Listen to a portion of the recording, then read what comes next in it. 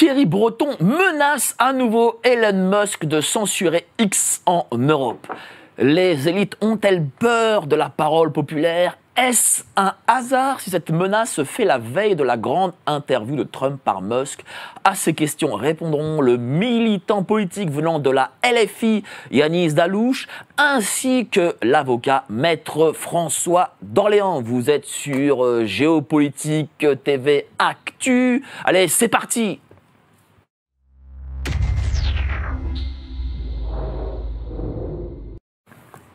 Il ne faut pas avoir peur. Bonsoir à tous, vous êtes sur GPTV Actu, la chaîne qui est là pour remplacer les médias subventionnés. N'oubliez pas de lire et d'acheter, de vous abonner à l'aide de Géopolitique Profonde. Voilà celle de cet été. Beaucoup d'articles, dont celui de Lucien Cerise qui parle des deux antisionismes. Il analyse les deux antisionismes. Article excessivement intéressant qu'évidemment vous trouverez nulle part ailleurs. Lucien Cerise, spécialiste en ingénierie sociale. Allez-y, je vous le conseille très fortement. Vous cliquez sur le lien en description. Alors aujourd'hui, j'ai deux amis qui sont présents sur le plateau. Yanis Dalouche, salut mon Yanis. Jolie coupe de cheveux, tiens. Ah, je suis rentré tout récemment de vacances là. Ah bah, tu fais une petite coupe et tout, un petit dégradé? Ouais, je me suis un léger raccourcissement stratégique, on va dire. Ah, beau gosse, hein. Voilà, on a deux amis aux cheveux longs, hein, et Maître François d'Angléan. Comment ça va, cher maître? Ça va, il faut que j'aille chez le coiffeur, mais j'ai pas eu le temps, puis les coiffeurs sont en vacances. Alors. Allez chez les coiffeurs de Yanis, là, vous faites une petite... non je vais prendre son adresse. Voilà. Avec plaisir. Voilà, la belle chemise et tout. Bon, on va parler là de ce diktat de Thierry Breton contre Elon Musk. Tiens, qu'est-ce que t'en penses, Yanis? Moi, disons que je suis très partagé. Ah. Je suis ni Thierry Breton, ni Elon Musk. Ça peut surprendre, mais je considère que depuis le rachat par Musk de Twitter, on a un véritable pullulement, une prolifération de thèses plus ou moins farfelues. D'accord. Et en l'absence de modération, parce qu'il considère que c'est aux utilisateurs de X maintenant, anciennement Twitter, de faire la modération à travers ce fameux système des notes, donc avec une description plus ou moins étayée de la véracité de certains contenus qui peuvent être partagés. Mais malheureusement, le fait est que je pense, et monsieur est avocat, il y a un certain nombre de contenus qui contreviennent à la loi. Par exemple, quand on a des propos d'incitation à la haine ou des propos diffamatoires ou des propos qui accusent telle ou telle personne de commettre tel ou tel méfait ou acte plus ou moins répréhensible et qu'on est incapable finalement de fonder ces paroles, c'est pas étonnant que le réseau social X maintenant soit... Et par exemple, ces menaces-là ne sont pas... Enfin, elles sont autorisées sur X, c'est ça? Maintenant, maintenant X, j'avais lu un article comme quoi c'était devenu maintenant le principal réseau social, par exemple, de diffusion de contenu pédopornographique, ou même pornographique. C'est-à-dire que c'est littéralement depuis le rachat par Musk de Twitter. Je ne pense pas que Musk lui-même soit dans l'incitation de tout ça, mais disons je pense qu'il est certainement complaisant parce que sa politique depuis le rachat de Twitter a consisté en une sorte d'épuration, c'est-à-dire qu'il considérait que le réseau social pouvait fonctionner assez facilement sans recruter davantage d'ingénieurs techniques, sans recruter davantage de régulateurs techniques. Et le problème, c'est qu'il a licencié une grande partie du personnel et que ça ne marche pas. C'est-à-dire que quand là récemment, pendant les Jeux Olympiques, on a eu des propos, et d'ailleurs lui se fait la courroie de transmission, se fait le propagateur de ces thèses complotistes qui n'ont pas vraiment de fondement parfois. Parce que, par exemple, pendant les Jeux Olympiques, on avait une athlète d'origine algérienne qui avait été accusée à tort d'être transsexuelle et de ne pas pouvoir participer à une compétition de boxe. Elle a été d'ailleurs couronnée de la médaille d'or olympique. Et Musk s'est fait le diffuseur, le propagateur de ces thèses-là. Donc, moi, de mon point de vue d'homme de gauche, ce qu'il est en train de faire, c'est littéralement une Bolloré puissance 1000. C'est que là, maintenant, il ne dissimule plus ses incointances avec l'alt-right américaine. Il est très, très proche de Donald Trump. Il ne masque plus maintenant son amitié et son adhésion aux thèses de l'alt-right américaine, de cette alt-right plus ou moins suprémaciste et réactionnaire. Donc moi, pour moi, oui, c'est plus ou moins inquiétant. Mais le fait qu'on veuille censurer, c'est vrai que je ne fais aucunement confiance à Thierry Breton. Ce sont des gens qui veulent absolument tout censurer. Donc le moindre marqueur de dissidence, le seul fait de contester l'ordre établi doit être censuré. C'est-à-dire que c'est un prétexte, certes, pour modérer davantage Twitter, qui pour moi doit être davantage modéré. Mais si on bascule très vite, et c'est ce qu'ils veulent faire, parce qu'ils sont prévisibles, c'est ce qu'ils font depuis des décennies, vers des politiques plus liberticides, où on va censurer absolument tous les contenus qui contreviennent à la doxa, là non, je ne suis pas d'accord. Qu'est-ce que vous en pensez, cher maître? Il y a une envie de prendre la main de l'Union européenne sur Twitter, enfin sur X?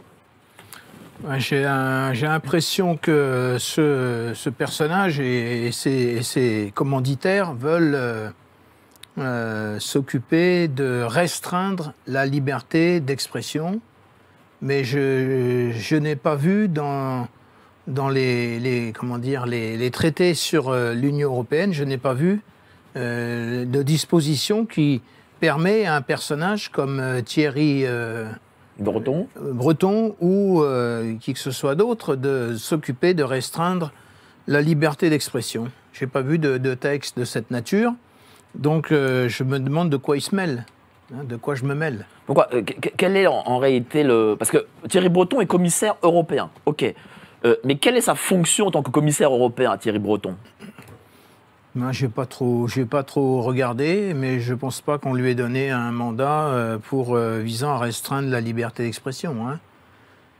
En tout cas, aux États-Unis, il n'existe pas de loi pénale visant à réprimer la liberté d'expression, ça n'existe pas, et ça ne peut pas exister, puisque la Constitution américaine comporte des dispositions qui interdisent d'édicter des législations de cette nature. Pour une raison très simple, c'est qu'il n'est pas possible de définir des critères pour réprimer la liberté d'expression. Alors en France, nous avons installé un système en 1881 qui est fortement critiquable puisqu'il repose sur la présomption de culpabilité. Ça veut dire quoi? On est présumé coupable. Dès que vous êtes poursuivi, vous êtes présumé coupable et vous n'allez pouvoir échapper à une déclaration de culpabilité que si vous réussissez à faire juger la procédure nulle et non avenue. Si, en matière de diffamation, si vous rapportez la preuve de la vérité, ou si vous réussissez à être, en quelque sorte, relaxé sur l'excuse de bonne foi. Mais vous entrez dans le box des accusés, vous êtes présumé coupable. C'est un système qui est contraire à nos principes fondamentaux, et cela s'explique parce que il n'est pas possible de définir les critères matériels pour une infraction de cette nature, et c'est la raison pour laquelle, aux États-Unis, il ne peut pas exister de législation pénale visant à restreindre la liberté d'expression du type diffamation ou injure. Qu'est-ce que tu en penses en tant que juriste? Est-ce que la loi de 1981, c'est une bonne loi, ou est-ce qu'il faudrait être dans un système type américain, comme Après, le système de type américain, il est assez ambivalent, justement. C'est-à-dire qu'il décrète, on a des amendements qui théorisent le fait qu'on a une liberté d'expression absolue, mais dans les faits, et ça a été rappelé par la Cour suprême des États-Unis depuis maintenant une vingtaine d'années, on a des restrictions, notamment depuis les attentats du 11 septembre, notamment des mesures de sûreté publique qui ont restreint en fait le périmètre de la liberté d'expression. Et aux États-Unis, par exemple, la diffamation est beaucoup plus réprimée en termes d'indemnité qu'en France. Par exemple, on a eu un exemple avec une personnalité de l'alt-right américaine qui s'appelle Alex Jones, qui tenait une émission où il s'est fait justement le relais de thèses complotistes. Et il avait, à l'époque, c'était la tuerie de Sandy Hook, où il avait dit que c'était piloté par la CIA, que la tuerie n'avait jamais eu lieu, que c'était des faux cadavres, enfin, bref, que les familles de victimes étaient payées. Les familles de victimes ont intenté une procédure au civil et il a été condamné à près de $1 milliard d'amende. 1 milliard? 1 milliard de dollars d'amende. Quand même, en effet. Donc je ne sais pas si vous réalisez ça que, aux États-Unis, si vous nuisez à l'intégrité morale d'une personne, vraiment à la réputation d'une personne, d'ailleurs c'est la procédure qui est en cours avec la boxeuse algérienne. Moi je pense que la justice américaine, parce que beaucoup de gens l'ont diffamée aux États-Unis, notamment Musk et des frères boxeurs, enfin bref, etc.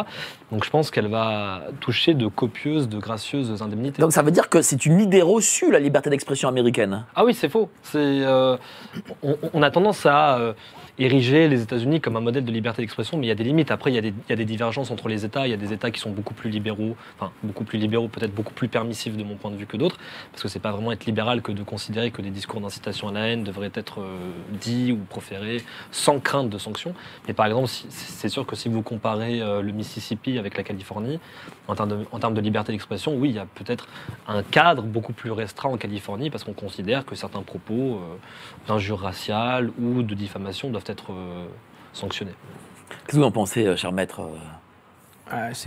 Aux États-Unis, il s'agit de poursuites civiles uniquement qui permettent d'obtenir la réparation au travers l'attribution de dommages et intérêts. Et chez nous, ce n'est pas le cas. Ce sont des poursuites qui peuvent être civiles, mais pour l'essentiel, c'est des poursuites pénales. Et donc, il faut... La différence.